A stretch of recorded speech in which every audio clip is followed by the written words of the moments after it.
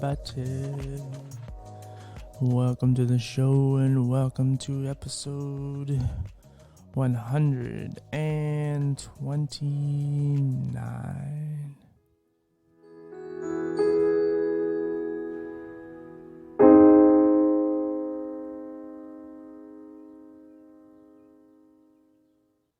Okay, guys, here we are again.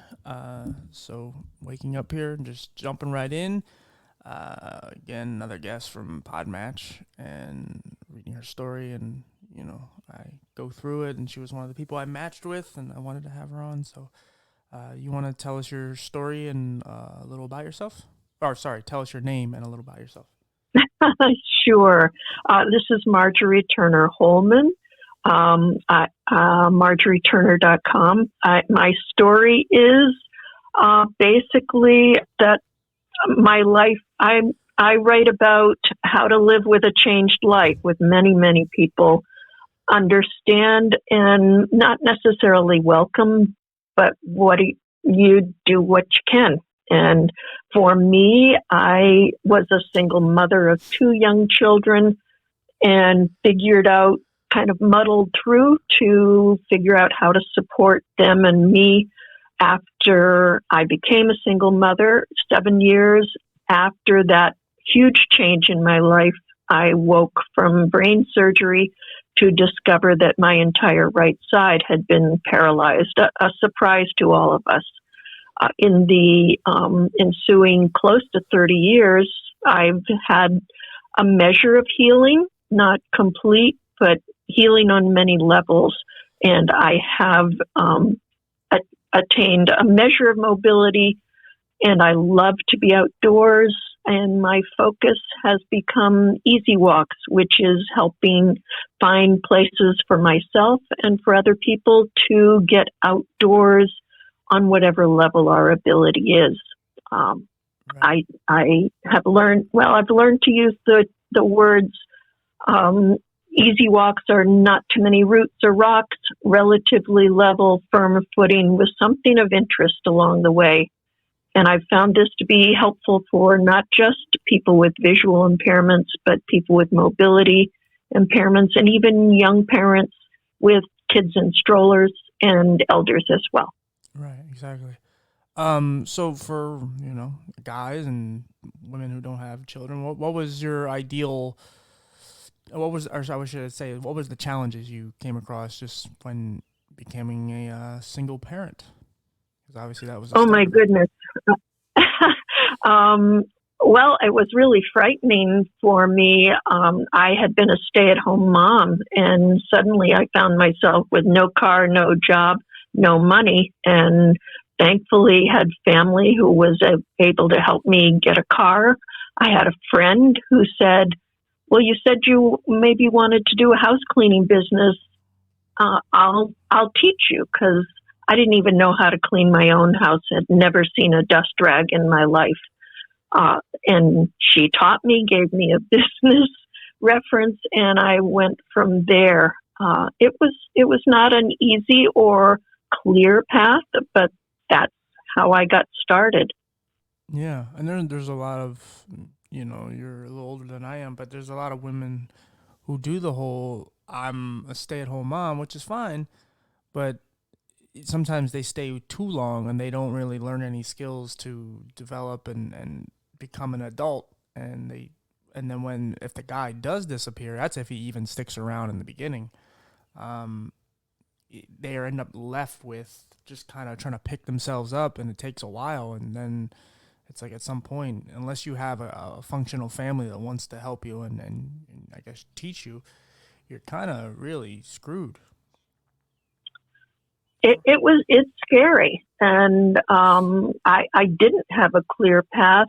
A lot of doors opened in strange ways, not clearly, not seamlessly, and I like to use the word muddling often. It's just you kind of do what you have to and figure it out and hope that it's the right thing. And lucky for me, basically it was until I got ill and wasn't able to work at all. And then I had to start all over again which was another pretty scary thing. Right. Did you? Yeah. I mean, I'm sure at that point when you when something actually was taken from you, you started to look back at the things that you could have done at that point, and again, it's hindsight, but you look at the things you could have done in that time, and you go, wow, like now I really can't do it, and I took a lot of that for granted, and I was just being, whether it's lazy or whatever you want to call it.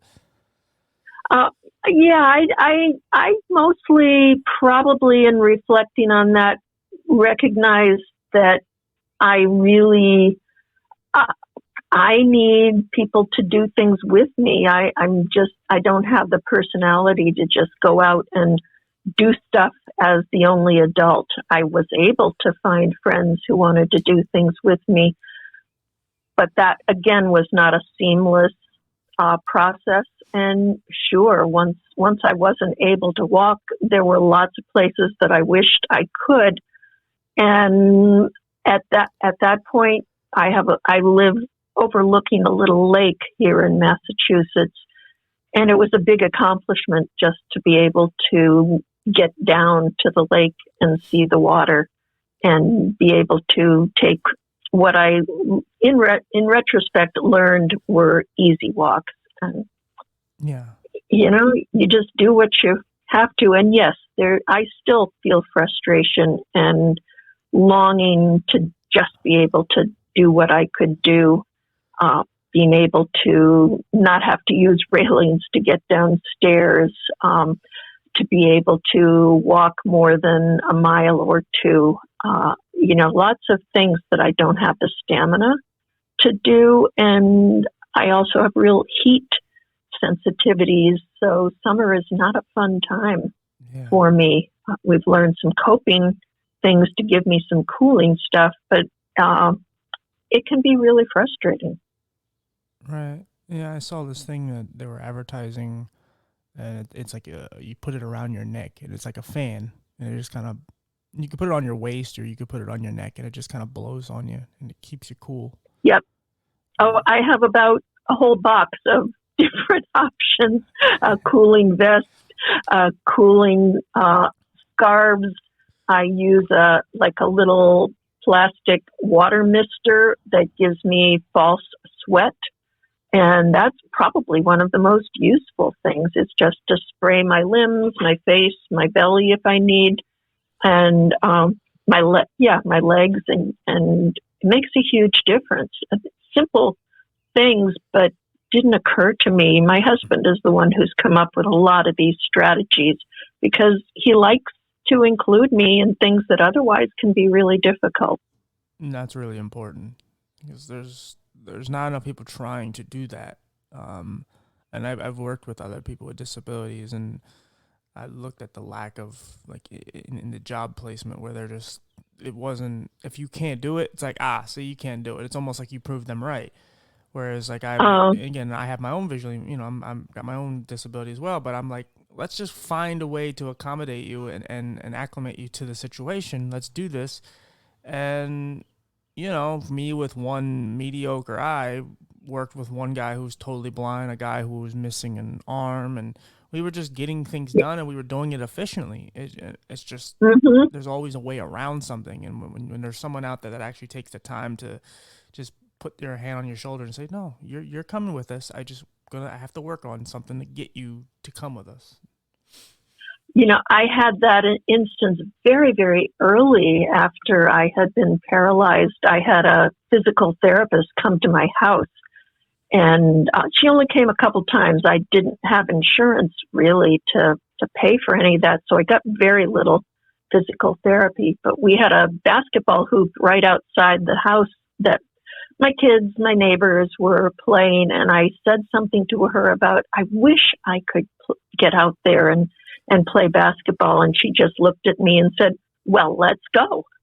And I was terrified. And she helped me down the stairs and out to the street, and said, here's the ball.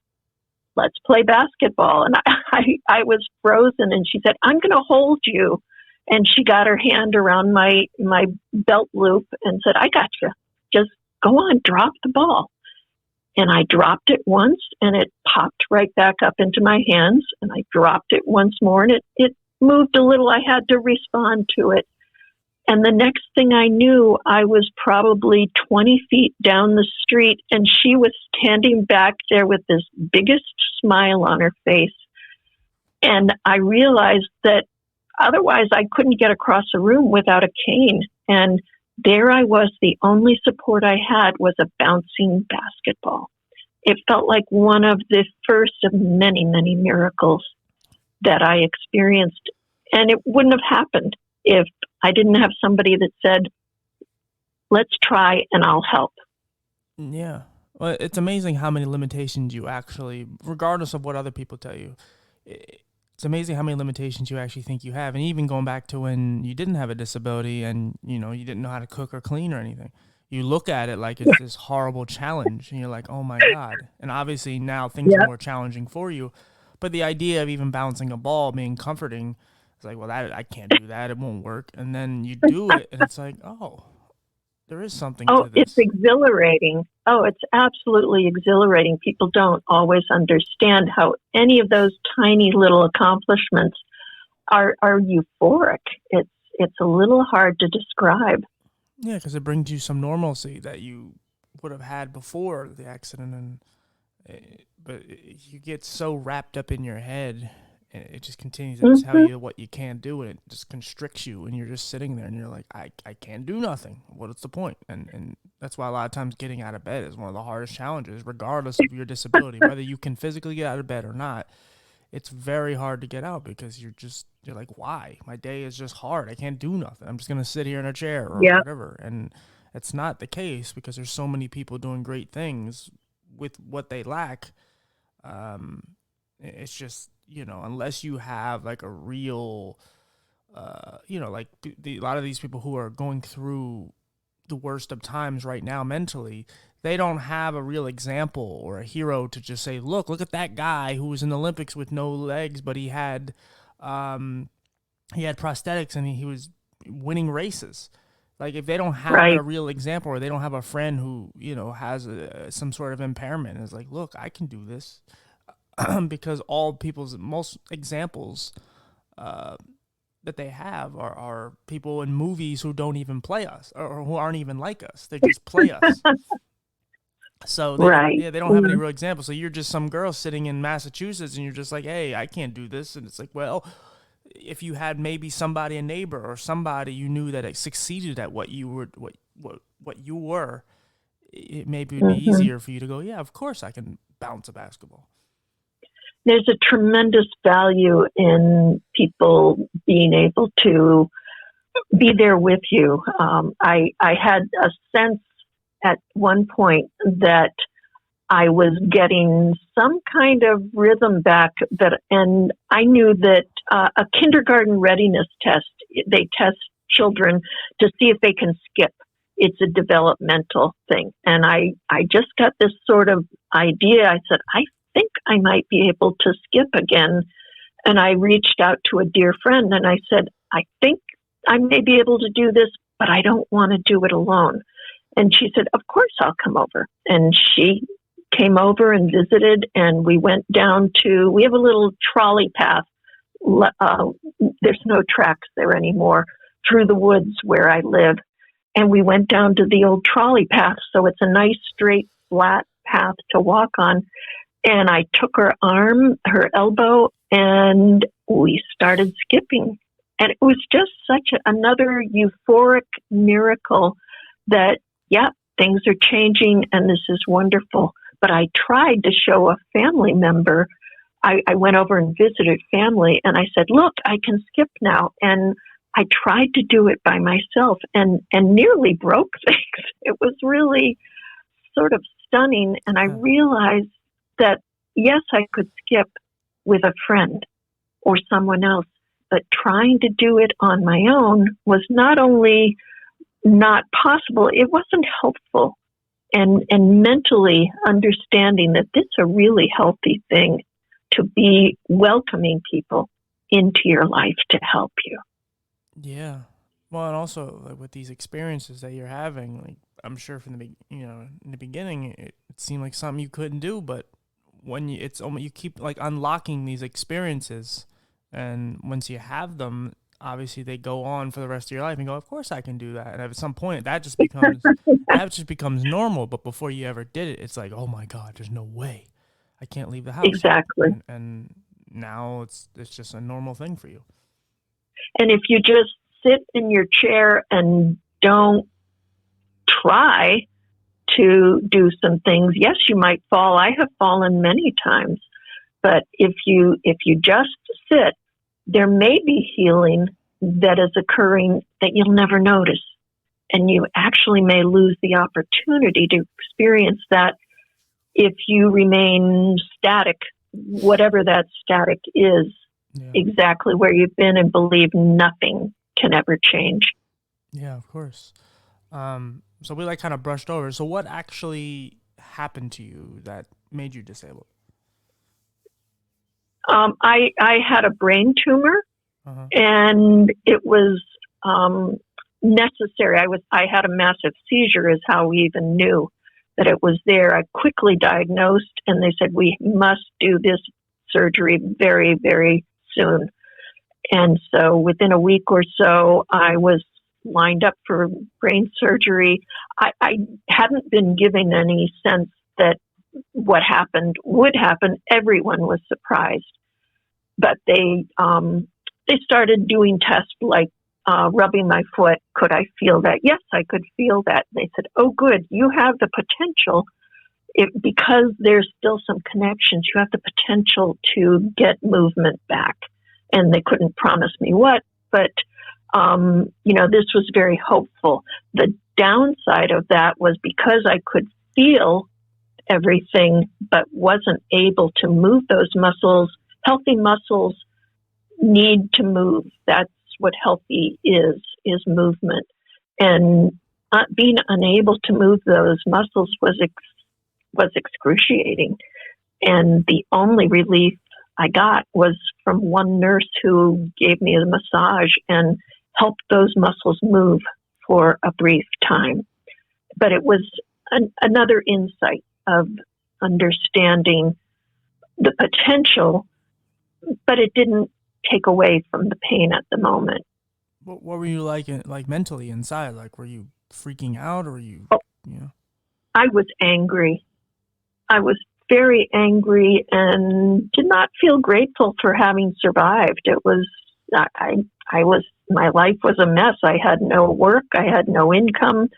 I needed to figure out how to provide for my kids and myself. And I certainly wasn't able to drive. Couldn't clean houses anymore. I was very stuck at home and very isolated. And I was angry from a couple of years until my seizures were getting under control so I could get out and do more, that I was able to get some mobility with support. I was able to get back to contra dancing, which is kind of like square dancing that I had done before and loved. And I was able to start getting back to that again with support. Right. So, but those first couple of years were exceedingly painful and angering and frustrating. Yeah, you do a lot of self-reflecting, and you really only reflect on the stuff that was obvious, but it's the bad stuff. Yes, it was hard. I mean, there just wasn't any escape. It was with me all day and all night. So my kids kept me going, kept me going through that hardest part because I wasn't willing to make things even harder for them. Otherwise, I had very little motivation to keep going. And for their sake, I did. Yeah, no, for sure. Yeah, you have to. It's good to have a support system, because doing it alone, it's terrifying.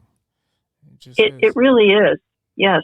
And you're more likely to fail when you do it alone, because you have nothing. If you don't have anything to look forward to, that's when Right. the depression and all that takes over.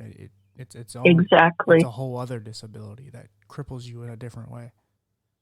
It does. It cripples you in a very different way that doesn't manifest necessarily physically, but it can keep you from even getting out of that chair. Right. It's like you can physically do something, but your body just locks up and it's just like, nope, we're not doing anything because you don't feel like it. Right, And it's like, right. whoa. It's a real physical. It's a dark hole that you truly can't climb out of. I benefited tremendously from counseling, from um, friends that came into my life, family that stepped up to help with what I needed. It, you know, it wasn't again a smooth, seamless thing. Lots of people that I thought I could count on were not able to. Right. New people came into my life, and something I recognized was rather than feeling angry with the people who, it's very easy to feel let down by those people who aren't able to respond to changed needs. And I was able to find some forgiveness in recognizing that they weren't the one that had changed. I was the one that changed. And every time, and no matter what life circumstance that occurs, most of the people who are around you aren't able to manage that change with you. Yeah. And you know, moving to a place of forgiving them for not being able to change just because my change was forced on me, they were the same people. And a few were able to, but I think that's the case for most of us, that a few are able to stick with you. And then other people do come into your life that you never expected.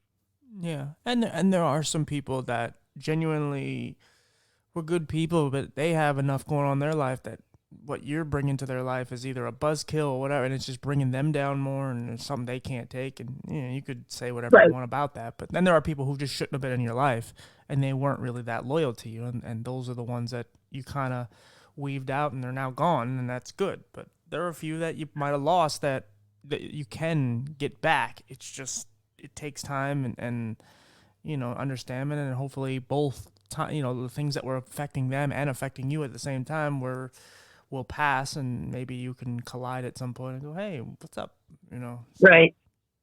So Yeah, because we keep changing, and that's the lesson, and it's also the forgiveness for people who aren't able to meet the needs that you have.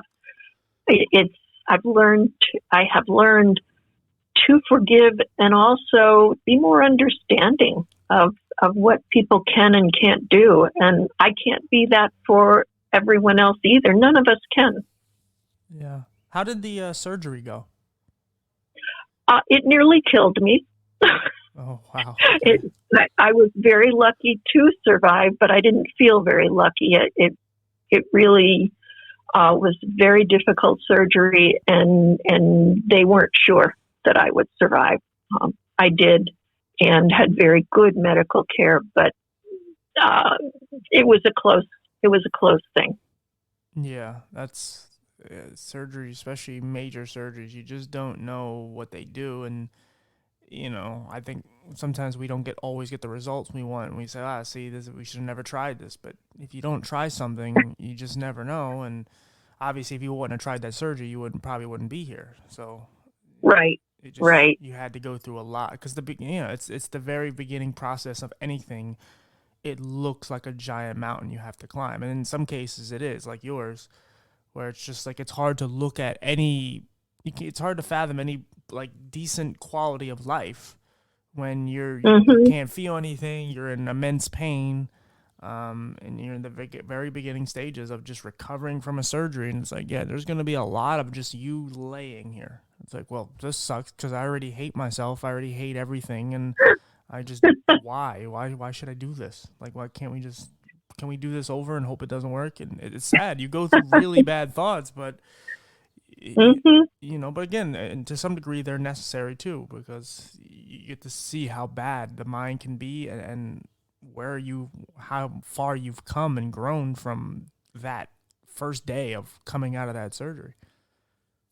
Right. You know, it's funny because people will say, "Oh, I couldn't do what you do," and I say, "Well, it's the devil, you know." as opposed to the devil you don't. And when I think about what would have happened if I lost my sight, what would have happened if I lost my voice, those are two other essential communication and functional abilities that I didn't lose, that it's hard for me to imagine what would I have done, how would I have coped if I'd lost those.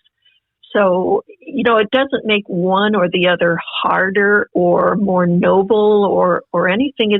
It's what you know and what you have the experience responding to. I can't put myself in your place of dealing with visual impairment. Right. I know how grateful and how necessary visual skills are for me. So I can't put myself in your place, and I would find that very terrifying. Yeah, no, I hear you, and that's something I've learned to appreciate because I can see some, and it's something that I have appreciated because obviously I know people that are totally blind, but also I never really looked at my eye. Like, obviously it depresses me and it frustrates me, but I never looked at it as something like, oh, 'cause what I look at as someone who can't walk, I go, oh, that's horrifying. But then I realized, like, seeing things, it's one of the major things to enjoy life. We have five senses, and to me, three of them aren't as important as the hearing and the seeing. Um, but they're all important. It's just I never really looked at losing my sight as something as bad as someone, like I said, in a wheelchair or I don't know, just a lot of these chronic pains where they could barely walk and all that. But it is. It's just it took me time to really appreciate all of it ever. I even look at my eyes and just like, wow, you guys are just somehow still fighting. Like, I don't know how, because I'm still Mm-hmm. trying to get Right. surgeries to this day and try to just I have one surgery left. If I can get it, it could make, it's a cornea transplant. It could possibly change some things in my Uh, life. But if I don't, my sight might just eventually just dwindle away. And so mm-hmm. I'm in that battle, and it's something, even as I say it, it bothers me. But I'm trying my ass off to fight for it. But Right. as I interview people like you, it makes me appreciate what I do have in life, and it's not to compare myself to, like, oh, thank God I got legs unlike you, or I got ears unlike you. It's just, it makes me grateful for the things I have, and I go, like, it's not that, oh, I don't have it that bad. It's just like, at least that's not one of my problems, because I do have other issues, certain chronic pains, and obviously depression and anxiety and things like that. But it's nice when I know I don't have, even little things like pneumonia or COVID or whatever.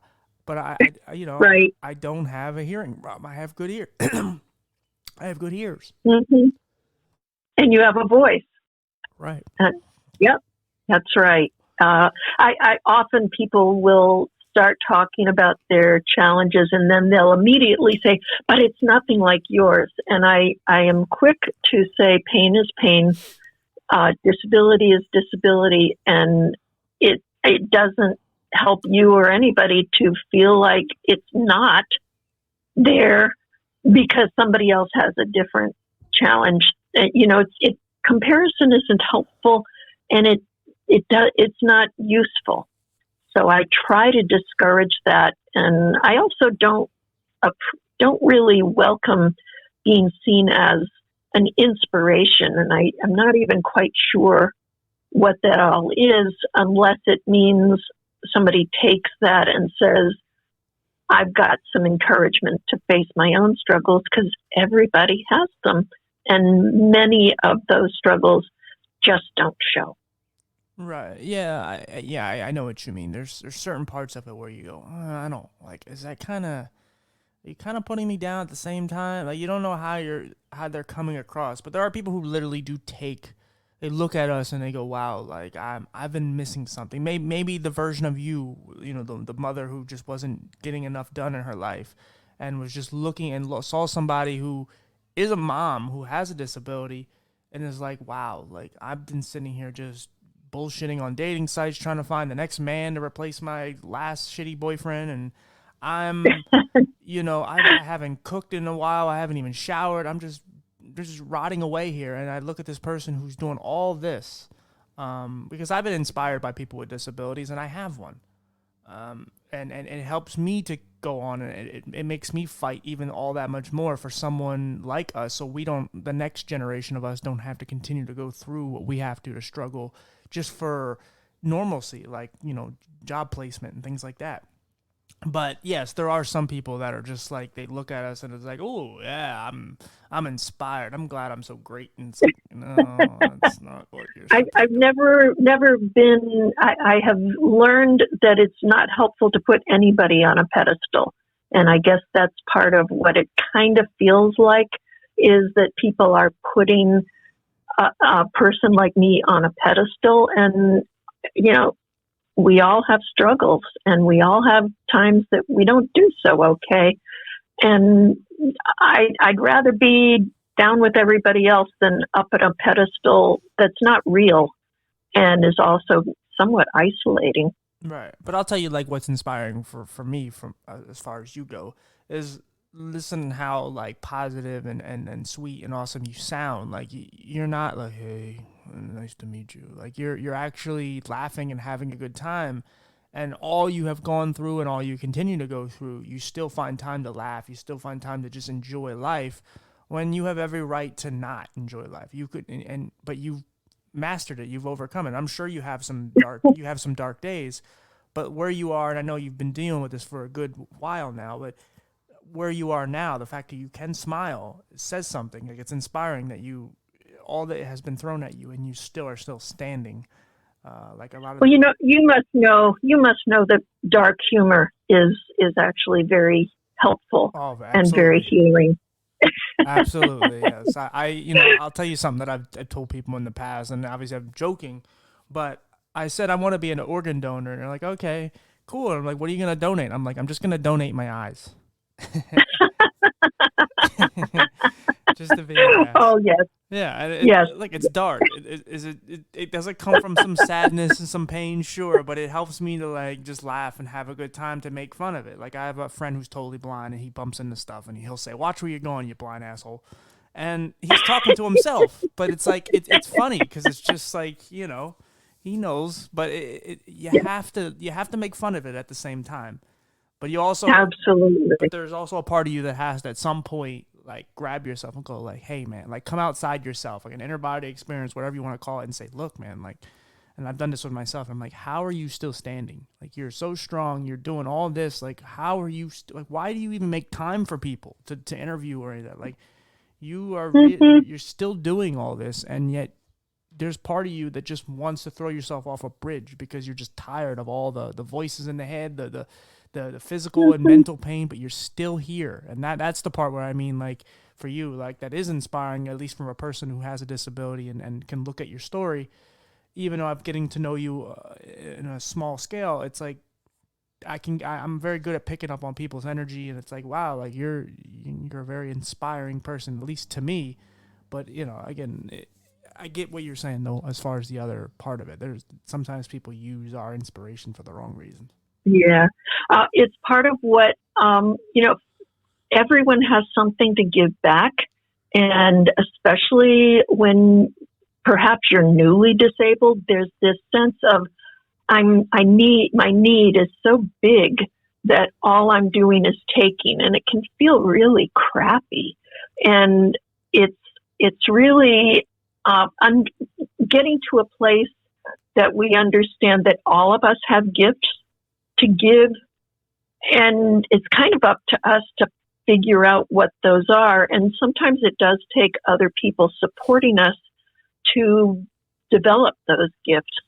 For me, it's my easy walk stuff, and not only just finding easy walks for me to enjoy being outdoors, but also to facilitate other people with disabilities, to give them tools to be able to get outside on whatever level they're able to give them resources. My Facebook page, I'm in New England, but it's Easy Walks, Massachusetts, Rhode Island, and beyond, because we have members from, I think, across the country now who are part of that little community. And anybody who provides, here's where I've been, and I say, we don't just need pretty pictures. help us know what's there. Yeah. What's the address? What's the parking lot? What's the trail surfaces like? Because you can go to most places that have any kind of open space, Audubon or other such, and they overlook trail surfaces every single time. It's really frustrating, but it's part of my sort of one-woman crusade to say, help share that information so people can make their own decisions about what their abilities are matched so that they can, whether it's, even if they can't drive, get somebody to drive them there and walk with them or wheel their wheelchair with them if it's a handicapped accessible place. Just giving those tools, to me, that's what I can do. One of the things I can do to feel like I have a gift to give back. And I've written these books, the hyper local, right around where we are, so people know what they're doing and can be prepared to make their own choices about how to get outdoors. Yeah, for sure. It's trying to, I don't even know what you want to call it, but it's a feeling you give someone. Like I remember when I was in the hospital in my worst, when I was around 4 and a half, and there was this one doctor who came in, and I always remember, I always called him coffee breath because his breath was always just riddled with coffee. But he was a really sweet guy, and he always like massaged my shoulders, and it calmed me, and it gave me this warm feeling. And no matter how much pain I was in, and no matter how scared I was, it made me feel just content and feel good. And it was just this warm rush feeling that went through me, and it's just like, and I didn't cry, and I felt okay, and I felt it gave me like a happy place to be in. And and I was obviously I was a kid, but the older you get, it's harder to find the things that just resonate with you and make you happy. And because the kids are so basic, you can give them certain things, and you're like, oh, okay, I'm good with that. But when you're an adult, you're constantly seeking more. But for you, like especially for someone who has trouble, being mobile, yeah, getting out is something that seems impossible. But when you get out there and you get to hear birds and see things, and you get to feel the sun, even though you're not a huge fan of it, you get to enjoy nature. You get to enjoy life. It gives you that. I'm happy that I'm not just in my house and staring at a ceiling fan. Right.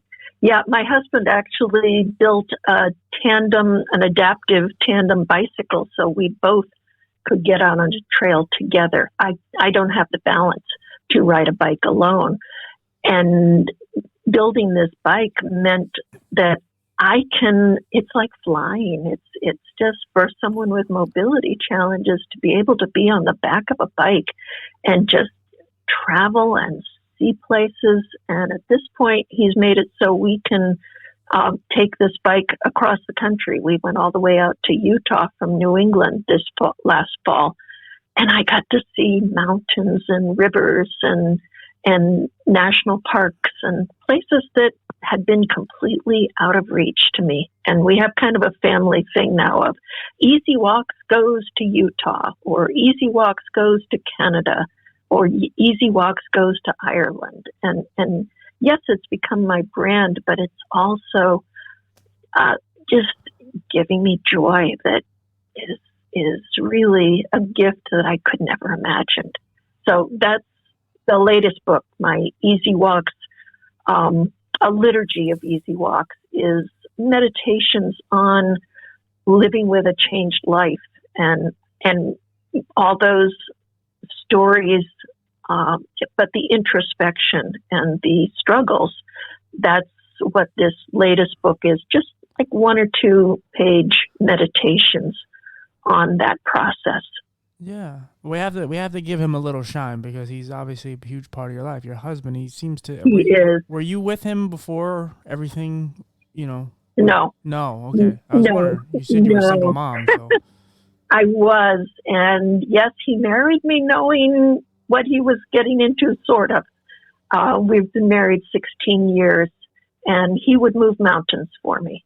I'm very, very blessed to have him in my life. He got us a camper that we can travel in cross country, and he handles the mechanics of all that and does the driving because I don't feel safe or comfortable doing that. and he provides the support that I don't sit and worry about the money, and that's another huge weight off of my shoulders. So yeah, like I said, he can move mountains, and sometimes he's had to.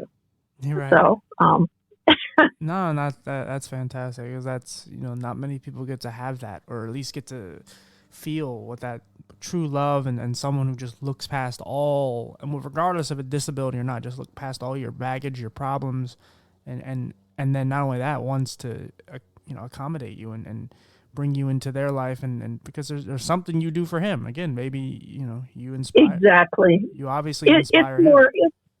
It's a more mutual marriage than it might appear from the outside. And, yep. So I don't feel like he's a martyr. I don't feel like, why is he putting up with me? I recognize that both of us have things to give, and that's the way you hope it will work. Doesn't always, but I feel very lucky that I have that in my life. Yeah, for sure. Yeah, that's definitely something you just can't buy. You have something that's special, and obviously you still have your kids, but the fact that he would come, you can't just snap.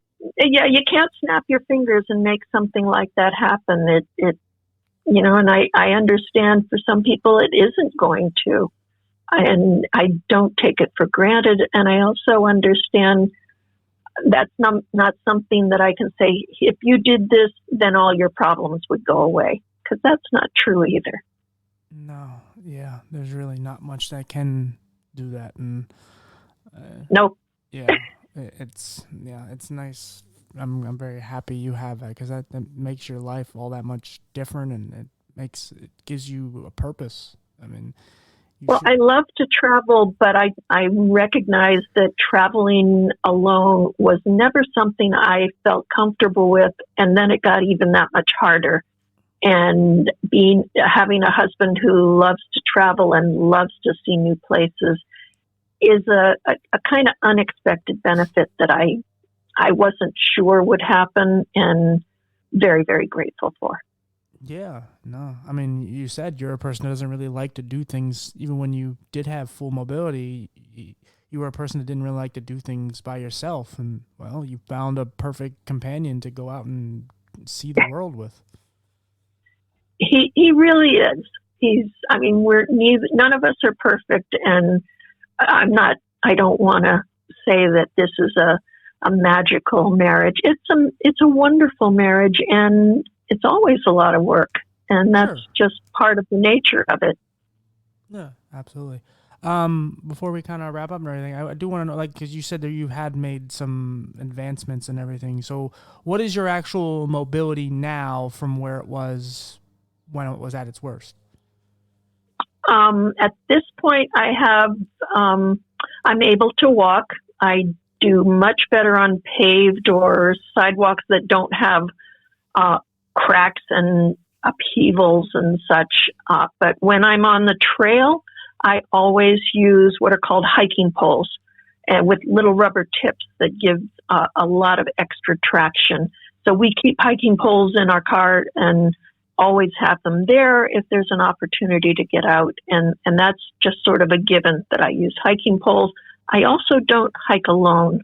I've got real muscle atrophy in my right leg, and so it's very weak. If I fall, it's very, very difficult for me to get up unassisted. So walking alone is just not a great idea for me. And I've made a commitment to my family that I will not walk alone. I walk in my neighborhood, and that's and I keep a phone in my pocket. But those are otherwise. If I'm out, I don't walk by myself. But that's still fantastic that you've gotten that far. You could even do that. If the one drawback is you have to have someone else around to make sure if you fall, they can pick you up, that's pretty damn good.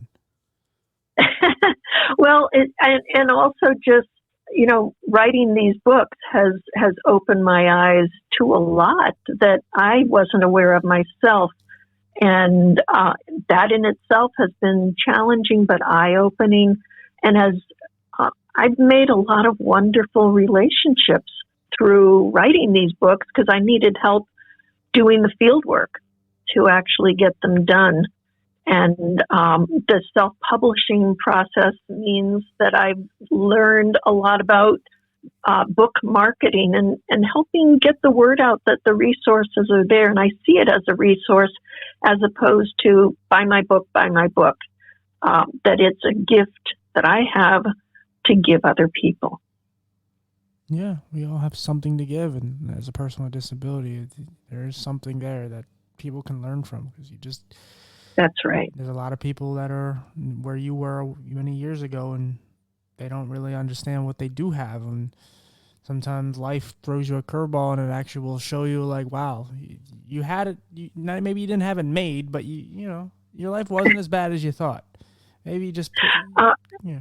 Yeah, I would never have written these books of easy walks if I hadn't faced mobility challenges myself. I don't know what I would have done, but I wouldn't have had the awareness. I wouldn't have had the drive. I wouldn't have had the obsession. I mean, this is the 5th Easy Walks book that I've written. I said something about, well, writing these books has become sort of an obsession. And a friend of mine said, it's not sort of, Marjorie. Just it's an obsession. Just let it go. It is. And I agree. It's or you could just say it's a passion. Like, you're passionate about something, and that's good. Because I'm sure many years ago you didn't have anything, and now you have something. Your goal is to try to help people. I could never have imagined it. For me, who was unable to walk, to be able to write 5 books on walking is the height of irony. Yeah, but that's the funny part about life. There's a lot of things it really is. You don't see. For me, like doing this, I was the kid that would never speak up about anything. I would just hide. I was so shy. Like, I remember I was telling my grandma the other day, the idea of my senior project, and everybody's senior project is different, but most people who have a senior project in high school, they have to present it. And I hated speaking in front of people. I ended up getting a 97 on it, but I hated it. But I dreaded it for over 4 years, because even like in 8th grade, I heard about it. I'm like, oh God, I don't want to do that. And now it's like, here I'm telling everybody all my personal things, and I'm talking, and I'm trying to do show some leadership. So yeah, there's a lot of ironies and funny parts about where you start off. Is you never could ever see, all these other paths you're going to take, because you just assume it's going to be the same as it was, where you're at that current time. Sometimes I've learned that some of the things that we're most afraid of, that fear, is actually because it's the thing we most need to do. Yeah, sure. And I can't really explain that, but I have found that over and over, that when we feel frightened of something, if you can look past it, you may realize, maybe in retrospect, that was exactly what you needed to do. Oh, that makes a lot of sense. I know exactly what you mean. Yeah, makes a lot of sense. Mm-hmm. So that's what it sounds like your story is, that as afraid of it as you were, ultimately it was something you really wanted to do, and were just fearful of. It sounds like you got the support you needed in some way to be able to take this on. Yeah. And some of you stumble upon things, and maybe you didn't even see anybody. Exactly. Even with the podcast, my mental health kept telling me for years, why bother? No one's going to listen. And then at some point, I looked for every reason not to do it, but I'm like, I'm going to just do it. And I just tucked my head down and just kept going. Yeah. Yeah. So I want you to just promote one more time before we get out of here. You're fantastic, and I want people to read your books. Oh, thank you. All of the books are listed on MarjorieTurner.com, MarJorie. Turner, everybody knows how to spell that. And they're the Easy Walks books, and my latest one is my Liturgy of Easy Walks, Finding the Sacred in Everyday and Some Very Strange Places.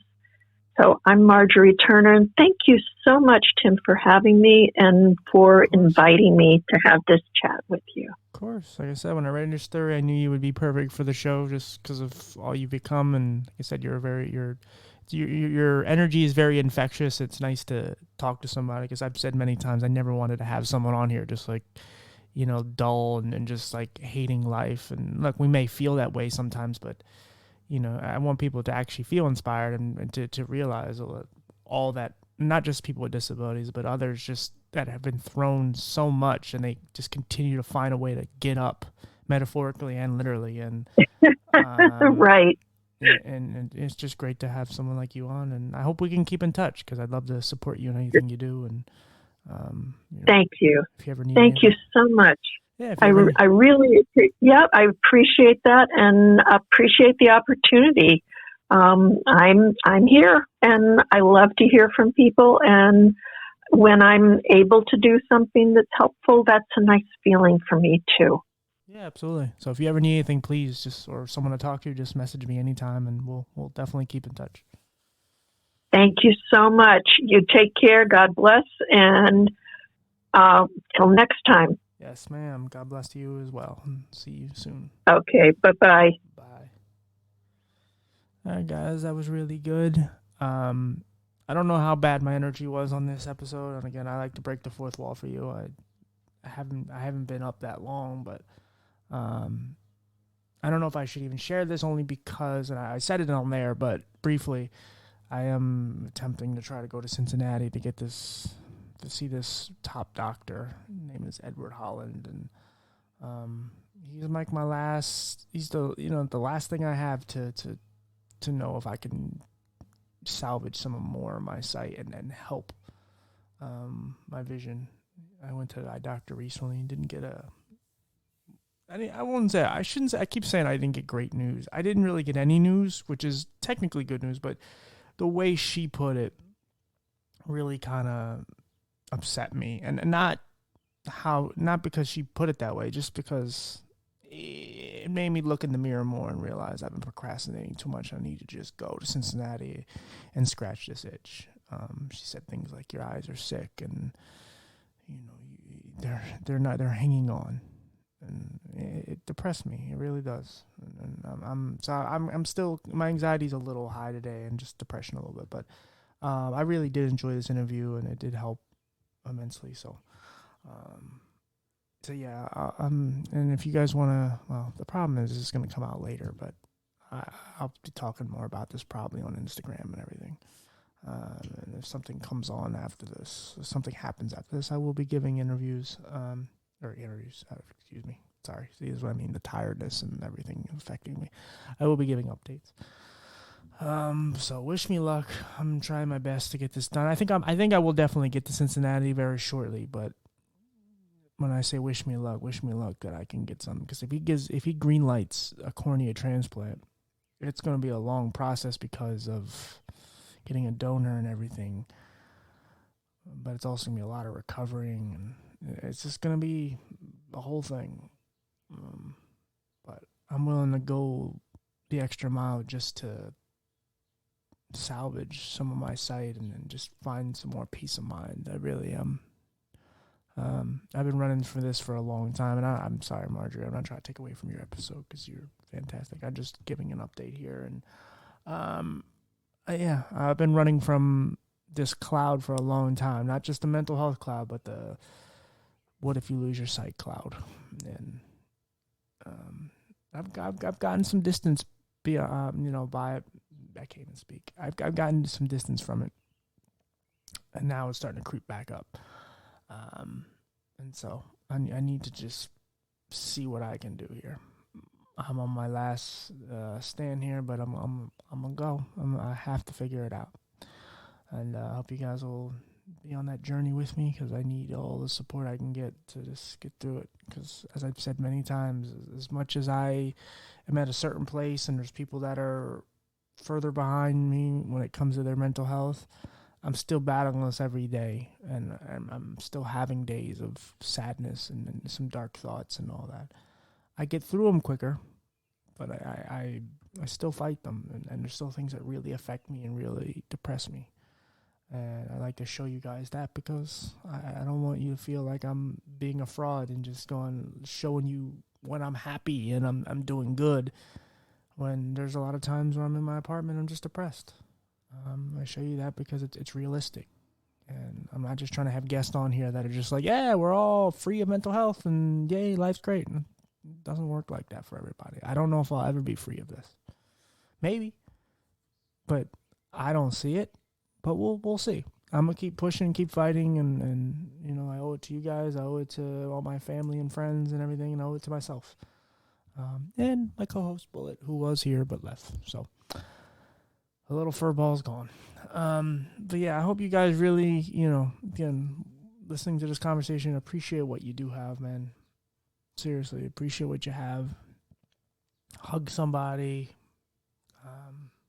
I think that's one of my problems is I do live alone other than with my kitty.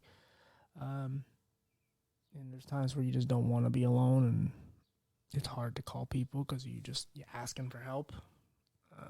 But please find people if you live with somebody, you know, love them up, let them love you up, and just find something to makes you feel good. You know, I just finished Stranger Things, and you know, it made me feel good for a while, even though it's a dark, crazy show. It still made me feel good. And now there's gonna be a season 5, so I have that to look forward to. Yeah. So I love you guys. I appreciate all your support, and thank you again. And we'll be back next week, and hopefully I'll be in a better mood. Not that I'm in a bad mood, just, you know, a little down thinking about my stuff. But Marjorie was fantastic, and thank her for being on. So another great person that I met. And yeah, guys, I'll see you on the next episode. Bye-bye. Oh, that isn't the outro, you silly idiot. I mean, that could be, but no. All right, let's try this. Take 2.